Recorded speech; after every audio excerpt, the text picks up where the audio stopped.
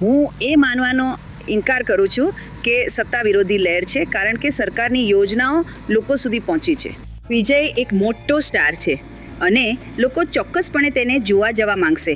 પરંતુ શું તેનો અર્થ એ છે કે તે મતોમાં પરિવર્તિત થશે? મને ખાતરી નથી. મને એવું નથી લાગતું. અત્યાર સુધી તેમણે ભાજપ કે AIADMK વિરુદ્ધ એક શબ્દ પણ નથી કહ્યો. તે ફક્ત તેમનું એકમાત્ર નિશાન DMK છે. અમે નથી ઈચ્છતા કે લોકો આવીને અમને કહે કે કયો ધર્મ પાળવો, શું ખાવું, શું કોની સાથે વાત કરવી અને તમારો પાડોશી કોણ હોવો જોઈએ.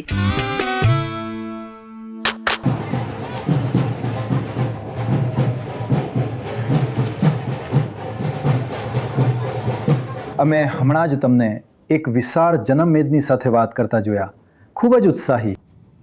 અમે આસપાસ મુસાફરી કરી રહ્યા છીએ અને ઘણા લોકો સાથે વાત કરી રહ્યા છીએ અને અમે ડેટા પણ જોઈએ છીએ. અને ડેટા અનુસાર મહિલાઓ વિરુદ્ધના ગુનાઓ માટે તમારું રાજ્ય ભારતમાં બીજું શ્રેષ્ઠ રાજ્ય છે.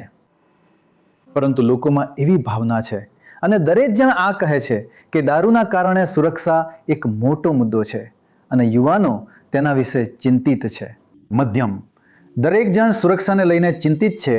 એ તમારા વિરુદ્ધનું એક પ્રકારનું અભિયાન છે. તમે તેનો સામનો કેવી રીતે કરી રહ્યા છો? અમે લોકોને આપી રહ્યા છીએ.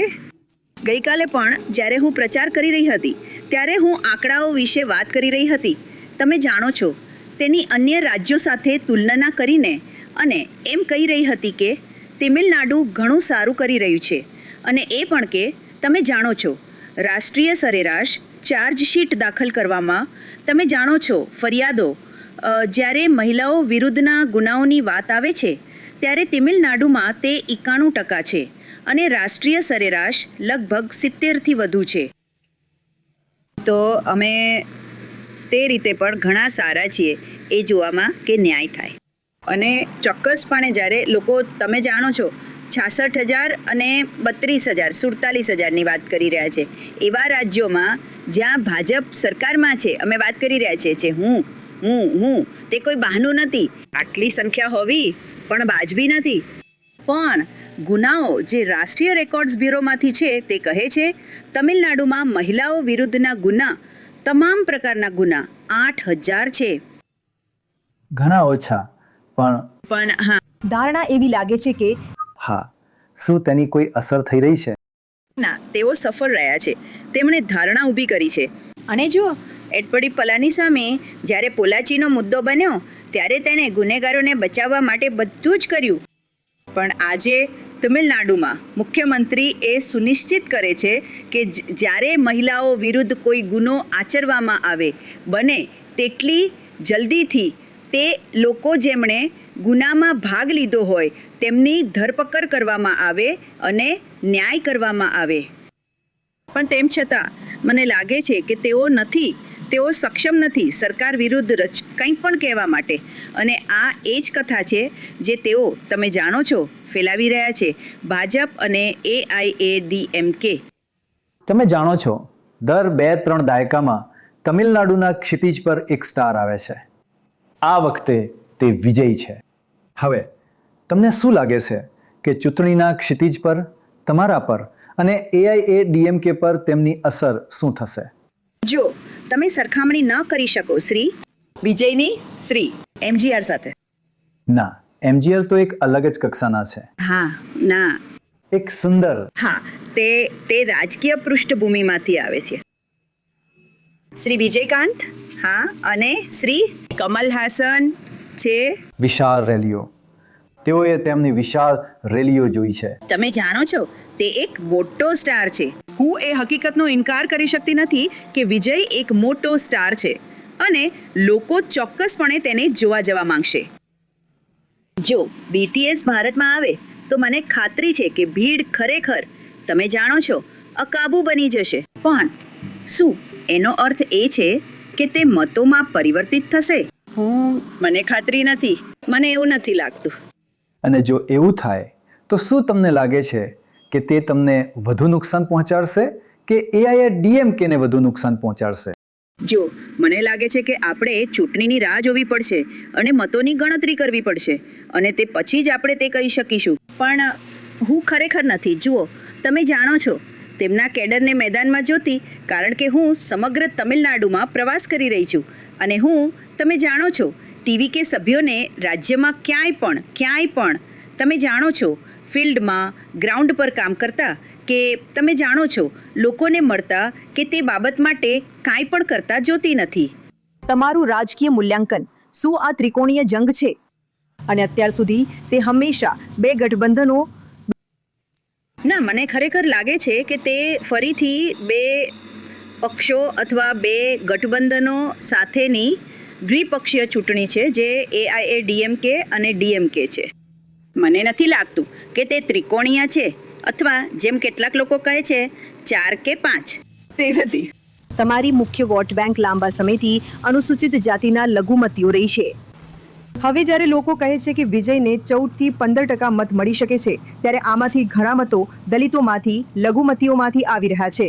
શું તમે તે વિશે ચિંતિત છો? હું ખરેખર ચિંતિત નથી, કારણ કે લઘુમતીઓ ખૂબ સ્પષ્ટ છે કે તે DMK છે જે તેમની સાથે ઊભો રહે છે અને તેમની પાસે સ્પષ્ટતા છે. તમે જાણો છો, ખોટા વ્યક્તિને મત આપવા વિશે અને કોઈને પણ મત આપવો, કારણ કે વિજય, આપણને ખબર નથી કે તેઓ શેનું પ્રતિનિધિત્વ કરે છે. તે અત્યાર સુધી તે ભાજપ કે AIADMK વિરુદ્ધ એક શબ્દ પણ બોલ્યો નથી. તે ફક્ત તેમનું એકમાત્ર નિશાન DMK છે. તેથી આપણને ખબર નથી કે તેમની વિચારધારા શું છે, તેઓ શેમાં માને છે, તેઓ શેનું પ્રતિનિધિત્વ કરે છે અને શું તેઓ બિનસાંપ્રદાયિકતામાં માને પણ છે કે નહીં. પણ દલિત મતોનું શું? તમે લઘુમતીઓની વાત કરી રહ્યા છો, પણ દલિત મતોનું શું? અનુસૂચિત જાતિના મતોનું શું? ના, DMKના મતો રહ્યા છે પછાત સમુદાયો અને દલિત સમુદાયો, બંને. હું નહીં કહું, તમે જાણો છો, કોઈ પણ સમુદાય કે સમાજનો કોઈ પણ વર્ગ સંપૂર્ણપણે વિજય તરફ જઈ રહ્યો છે, મત આપવા જઈ રહ્યો છે, કારણ કે મને લાગે છે લોકો સમજે છે કે તમે જાણો છો, તે કોઈ વૈચારિક પૃષ્ઠભૂમિ અથવા લોકો માટે ઊભા રહેવા માટે કોઈ મૂળભૂત વિચારધારા સાથે નથી આવતો, અથવા ઓછામાં ઓછું આપણે અત્યાર સુધી જાણી શક્યા નથી કે તે શું છે. જો અમે છેલ્લા 40થી વધુ વર્ષોના ડેટા જોયા અને અહીં એક મોટી સત્તા વિરોધી લહેર છે. સરકારોને મત આપીને સત્તામાંથી બહાર કરી દેવાની 80% સંભાવના છે. તે તમારી વિરુદ્ધ ખૂબ જ પ્રબળ રીતે જાય છે, જે આ વખતે થોડું તમારા પક્ષમાં થઈ રહ્યું છે. અને મને તમારી ટિપ્પણીઓ ગમે છે, જે લોકો કહી રહ્યા છે તે એ છે કે AIADMK ભાજપ સાથે ગઈ છે. તે જયલલિતા અને કેન્દ્રની વિરુદ્ધ રહેલા દરેકના મૂળભૂત સિદ્ધાંતોની વિરુદ્ધ જાય છે. હવે તેઓ કેન્દ્ર સાથે જોડાઈ રહ્યા છે અને તેઓ વર્ચસ્વ જમાવવાનો પ્રયત્ન કરશે. તો તે એક નસીબની વાત છે.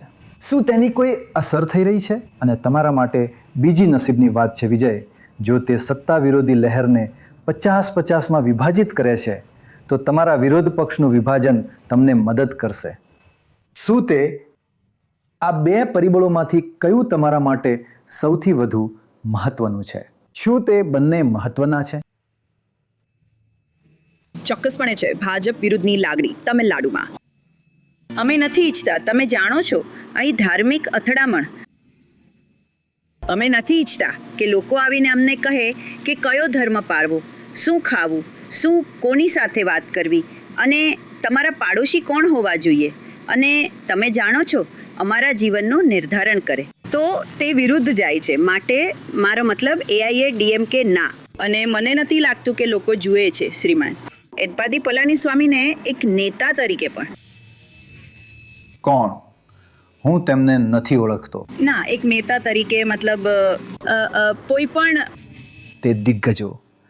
હા, અને તે લોકો તેમને એક એવી વ્યક્તિ તરીકે જુએ છે જે રાજ્ય માટે નિષ્ફળ રહ્યા છે. અને હું એ માનવાનો ઇનકાર કરું છું કે સત્તા વિરોધી લહેર છે, કારણ કે અમે પહોંચ્યા છીએ, સરકારની યોજનાઓ લોકો સુધી પહોંચી છે અને લોકોને સરકારમાં વિશ્વાસ છે. શું હું તમને આના વિશે પૂછી શકું? અને મુખ્યમંત્રી OPS, હા, તમે જાણો છો, તેમને 3 વર્ષ પહેલા 2022માં તેમની પાર્ટીમાંથી હાંકી કાઢવામાં આવ્યા હતા. તેઓ 2 મહિના પહેલા જ તમારી પાર્ટીમાં જોડાયા છે. શું તે તમારા માટે એક મોટું વરદાન છે? શું લોકો કહેશે કે તેમણે આ સજ્જનને ફક્ત થેવર મતો મેળવવા માટે લીધા છે અને તે તમારી વિરુદ્ધ કામ કરશે? અથવા તમને લાગે છે કે આ એક મોટી સફળતા છે જે તમને મળી છે? મારો કહેવાનો અર્થ એ છે કે અમે કોઈનું પણ સ્વાગત કરીએ છીએ જે જોડાવા માંગે છે. તે એક મોટી હસ્તી છે, તે કોઈ એવા તેવા નથી. ના, અમે એવા લોકોનું સ્વાગત કરીએ છીએ જેઓ આવીને અમારી સાથે જોડાવા માંગે છે. અને AIADMKના ઘણા લોકોએ, તમે જાણો છો, તે પક્ષ છોડવાનો અને અમારી સાથે જોડાવાનો નિર્ણય કર્યો છે.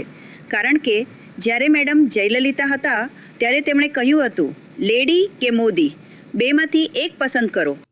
તો તેમણે કર્યું અને તેમણે કહ્યું, આપણે ક્યારે ભાજપ સાથે નહીં જઈએ, તમે જાણો છો, કોઈ પણ રાજકીય કે ચૂંટણી જોડાણ માટે. તો આજે જ્યારે એડપ્પાદી ADMK તે કર્યું છે, મને લાગે છે કે તેમના પોતાના પક્ષના લોકો નિરાશ થયા છે અને તેઓ આવીને અમારી સાથે જોડાયા છે. મારો કહેવાનો અર્થ છે, તે મુખ્યમંત્રી રહી ચૂક્યા છે, તમે જાણો છો, ઘણીવાર. અને મેડમ જયલલિતા તેમના પર વિશ્વાસ કરતા હતા. તો તેમના જેવા વ્યક્તિ અને કોઈ જે તેમના ખૂબ જ નજીકના સહાયક હતા, જેમ કે શ્રીમતી શશિકલા, તે બંને માટે પક્ષમાં કોઈ સ્થાન નથી જ્યાં તેઓ લાંબા સમયથી કામ કરી રહ્યા છે. અને માફ કરશો, હું બસ આ પૂરું કરી લઉં. હા, ખૂબ ખૂબ આભાર. ખૂબ ખૂબ આભાર.